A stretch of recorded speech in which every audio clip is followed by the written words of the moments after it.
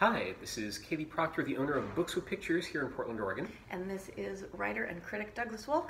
And there's a bunch of comics that came out this week that we are super excited about.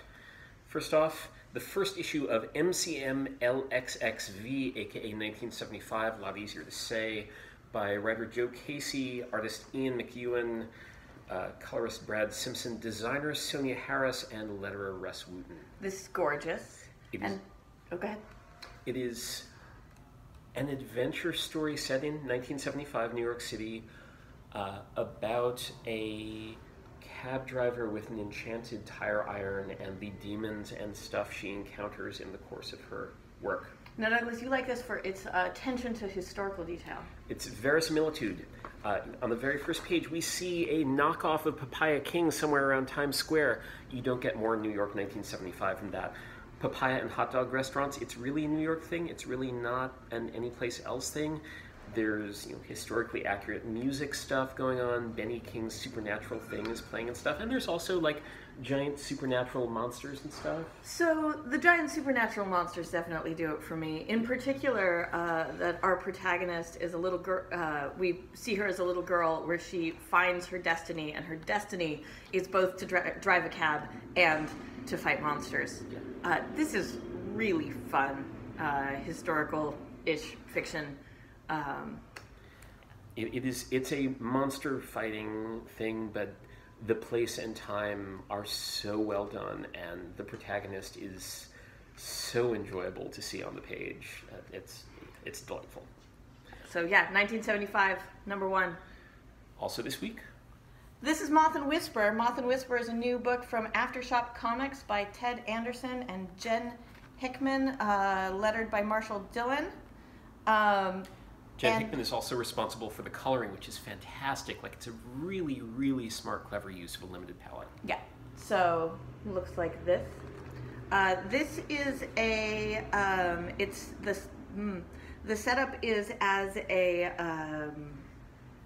spy story. Two competing master thieves who compete for gigs and sometimes have to steal from each other. And then it takes a turn.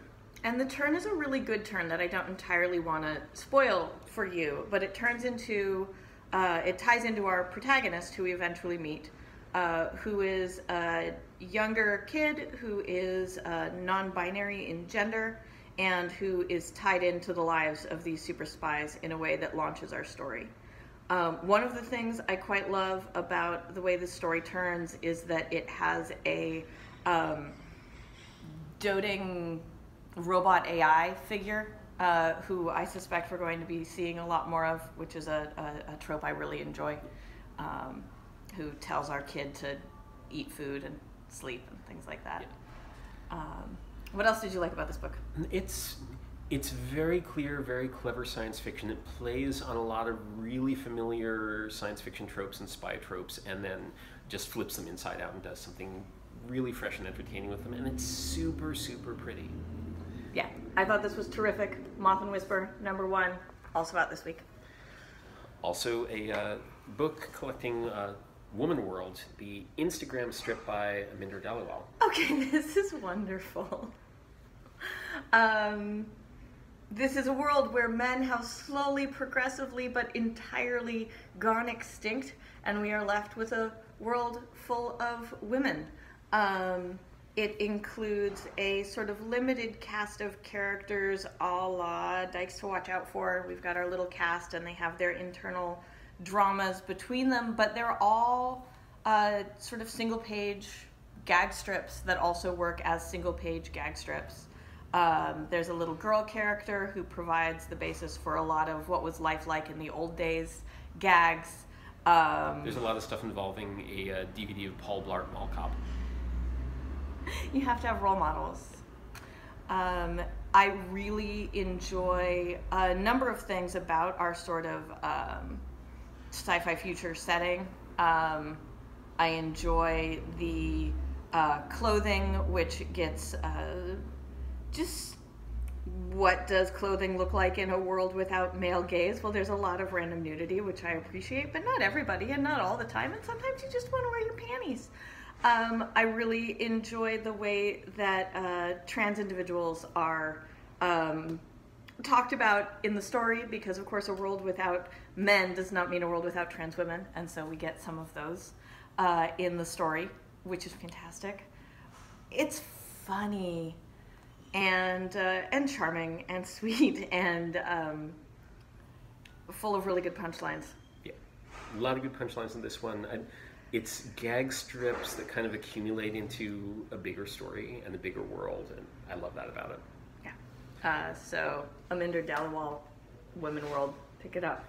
And one more thing that's out this week.